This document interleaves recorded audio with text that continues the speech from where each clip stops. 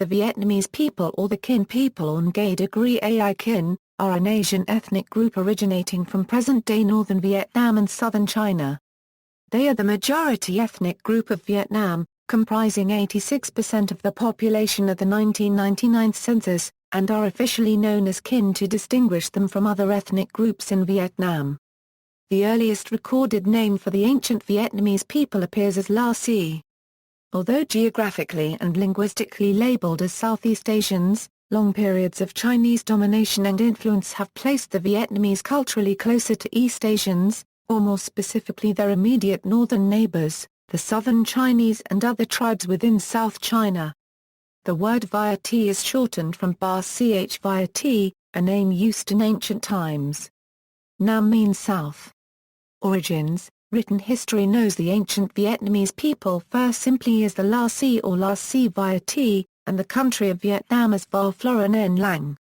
Archaeological evidence of the AANGCN culture suggests that Bronze Age Vietnamese people were among the first to practice agriculture.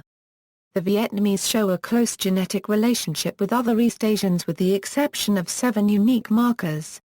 The Genographic project by the National Geographic Society shows that the Vietnamese are intermediate between East and Southeast Asians. Legend and early history. According to legend, the first Vietnamese descended from the dragon lord La Si Long Quay Senten and the female heavenly angel Lucky. They married and had 100 eggs, from which hatched 100 children. Their eldest son ruled as the Hector to the first Ng king. First Vietnamese equals. Historians believe that the earliest Vietnamese people gradually moved from the Indonesian archipelago through the Malay Peninsula and Thailand until they settled on the edges of the Red River in the Tonkin Delta. Archaeologists follow a path of stone tools from the late Pleistocene across Java, Malaysia, Thailand and north to Burma. These stone tools are thought to be the first human tools used in Southeast Asia.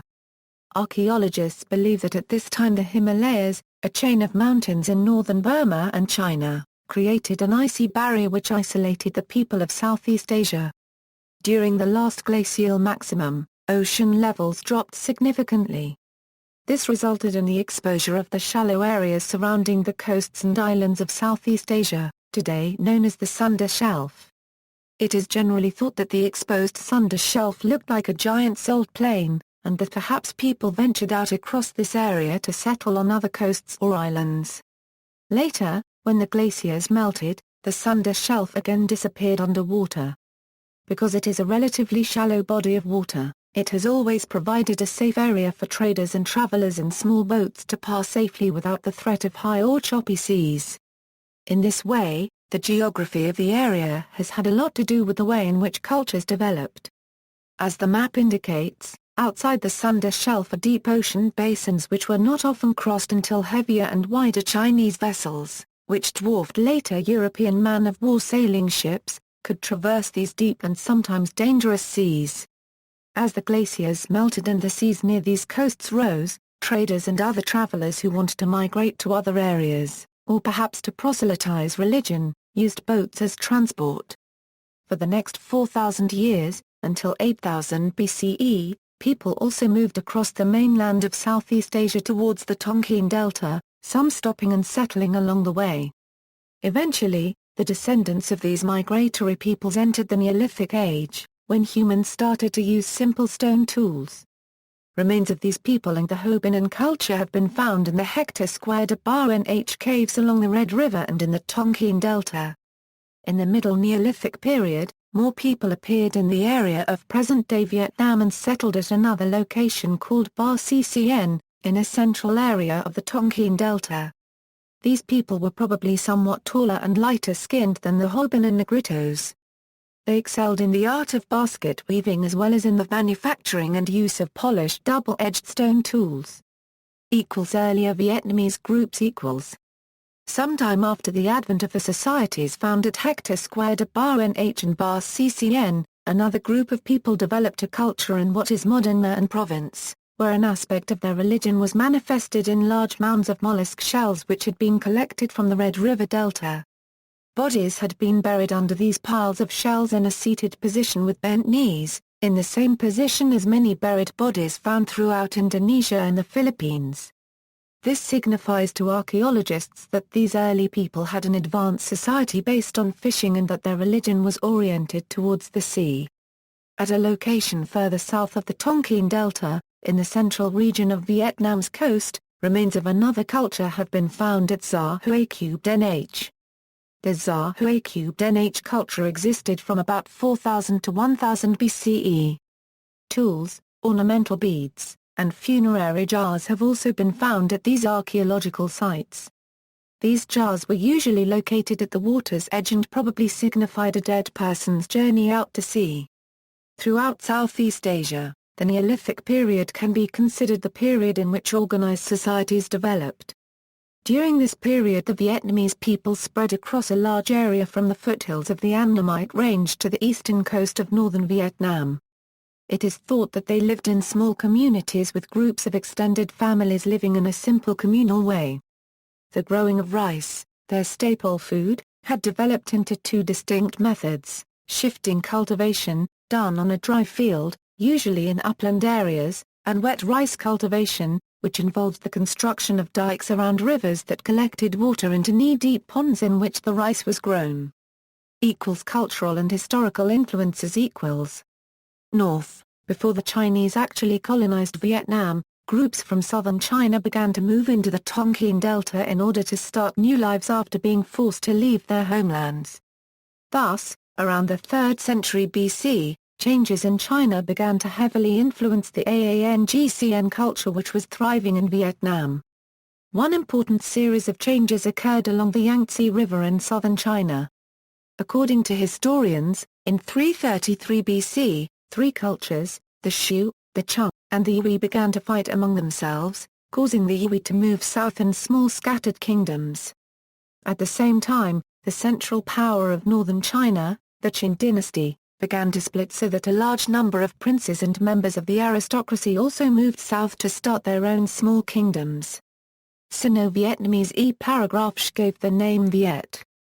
The people of the Red River civilizations, also known as Lac Society, began to feel the effects of these newcomers who gradually moved into their homelands.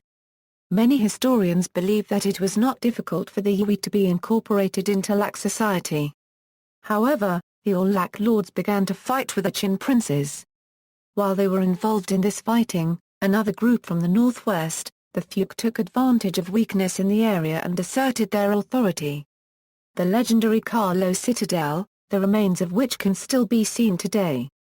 And Vidagrieng's arrival explains the origins of the legendary Aulacese kingdom which is usually associated with the height of AANGCN culture. Vietnamese language may be representative of these influences.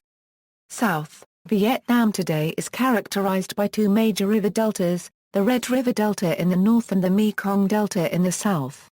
In prehistoric times, before the ethnic Vietnamese moved southward, another kingdom formed along the coasts north of the Mekong Delta. It was composed of Malayo-Polynesian people and was highly influenced by Indian and Indonesian traders and religious people.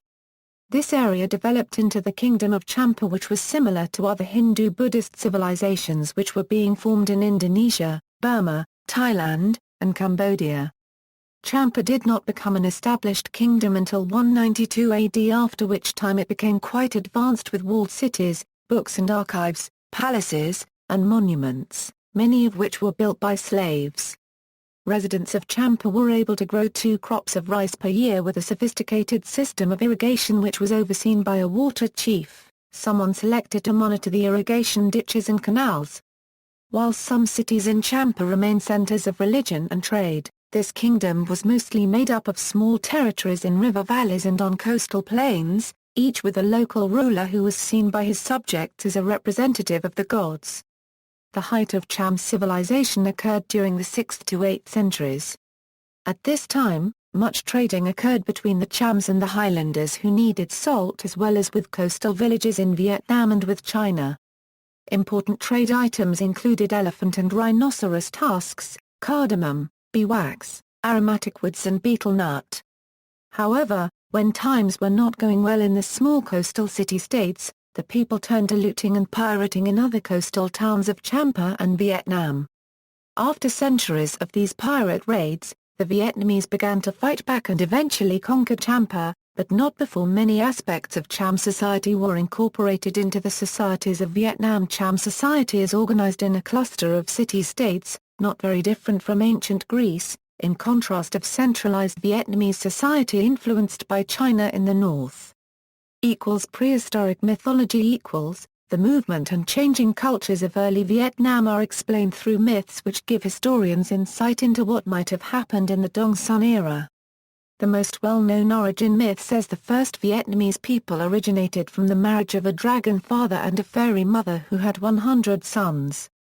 Because the dragon was a water creature and the fairy was a land creature, they decided they could no longer stay together. The fairy mother took 50 sons to the highlands, and the dragon father took 50 sons to the coast. One of the sons who went with the dragon father became the founder of the Hung dynasty, which is thought to have existed from as early as 2769 BC until 100 AD. The 50 sons who went to the coast are considered to be the people of the Lac Kingdom. According to historians and archaeologists, the Lac people were coastal people who had developed a sophisticated wet rice agricultural society from as early as 1500 BC. The Hungs, as depicted in the mythology, were mountain people who are believed to have had a reciprocal agreement with the Lac Kingdom so that the Hungs protected the Lacs from aggressive mountain groups in return for rice and other crops grown on the coastal plains of the Red River. These mythological stories, which in many cases can be matched with archaeological remains, tell of the joining of fire and water, or the earth people and the water people. The joining of these two elements has both historical and religious meaning. Many historians believe that the original people of Vietnam came both overland and across the water, bringing different cultures, languages, and types of people together in the Tonkin Delta. Some historians believe that the water god of the Dong Son people was the frog, which might explain the many frogs found on the Dong Son drums and might indicate that the first Dong Son people arrived in Vietnam by sea. Later this symbol was changed to the dragon following Chinese mythology. These origin myths were not written down by the Vietnamese people until about the 13th century AD, long after the Vietnamese had been colonized by the Chinese. Origin myths also show how the early Vietnamese people saw themselves in terms of their environment. Since water and sun were the most important elements of nature, they were incorporated into their mythology in a way which gave the people and the elements a common origin. Much of early Vietnamese religion involved nature and human relationships with their surroundings. The early Vietnamese people compared the soil, the water, and the sun to God in animism. In these elements there was energy which benefited the people and the greater power to help or to destroy. At times this power was compared to that of a child who may cause great destruction without even realizing it. In the earliest times people believed in ghosts and spirits which were thought to dwell in every tree, stone, mountain, cloud, stream, and animal. Rocks and mountains were thought to be able to multiply. These spirits were said to be the wandering souls of the dead, the ancestors of the people who had settled nearby. This type of religion is known as an ancestor cult. Because the ancestor spirits were the medium between living people and the greater forces of nature, they had to be honored in rituals and sacrifices in order to maintain harmony between the elements, the spirits, the ancestors, and the people. Later, as the Vietnamese people were converted to Buddhism, Taoism, and then Confucianism by the Chinese, most villagers maintained these original beliefs especially those involving ancestor cult and incorporated them into the new religions. This is an example of creative borrowing by a people while their own culture remains a strong underlying force. Early historical period, Chinese histories refer to the early inhabitants of southern China and northern Vietnam as the Bao, also shortened to Yue, which is cognate to Vietnamese viaduct T. In 258 BCE and Vidagri founded the kingdom of Aulasi in the area of present-day northern Vietnam. In 208 BC, Cao Turu, a former Qin dynasty general from China, allied with the leaders of the Yu in the area of modern-day Guangdong and declared himself king of the Nanai southern Yu. He defeated Vidagri and combined Aulasi with his territories in southern China. Diaspora. Originally from northern Vietnam and southern China, the Vietnamese have conquered much of the land belonging to the former Champa Kingdom and Khmer Empire over the centuries. They are the dominant ethnic group in most provinces of Vietnam, and constitute a significant portion of the population of Cambodia. Beginning around the 16th century, groups of Vietnamese migrated to Cambodia and China for commerce and political purposes. Descendants of Vietnamese migrants in China form the Jin ethnic group in the country and primarily reside in and around Gangxi province. Vietnamese form the largest ethnic minority group in Cambodia, at 5% of the population. Under the Khmer Rouge, they were heavily persecuted and survivors of the regime largely fled to Vietnam. During French colonialism, Vietnam was regarded as the most important colony in Asia by the French colonial powers, and the Vietnamese had a higher social standing than other ethnic groups in French Indochina. As a result, educated Vietnamese were often trained to be placed in colonial government positions in the other Asian French colonies of Laos and Cambodia rather than locals of the respective colonies. There was also a significant representation of Vietnamese students in France during this period, primarily consisting of members of the elite class. A large number of Vietnamese also migrated to France as workers, especially during World War I and World War II, when France recruited soldiers and locals of its colonies to help with war efforts in metropolitan France. The wave of migrants to France during World War I formed the first major presence of Vietnamese people in France and the Western world. When Vietnam gained its independence from France in 1954, a number of Vietnamese loyal to the colonial government also migrated to France. During the partition of Vietnam into North and South, a number of South Vietnamese students also arrived to study in France, along with individuals involved in commerce for trade with France, which was a principal economic partner with South Vietnam. The fall of Saigon and end of the Vietnam War prompted the start of the Vietnamese diaspora, which saw millions of Vietnamese fleeing the country from the new communist regime. Recognizing an international humanitarian crisis, many countries accepted Vietnamese refugees, primarily the United States, France, Australia and Canada. Meanwhile, under the new communist regime, tens of thousands of Vietnamese were sent to work or study in Eastern Bloc countries of Central and Eastern Europe as development aid to the Vietnamese government and for migrants to acquire skills that were to be brought home to help with development. However, after the fall of the Berlin Wall, a vast majority of these overseas Vietnamese decided to remain in their host nations. See also: Notes and references.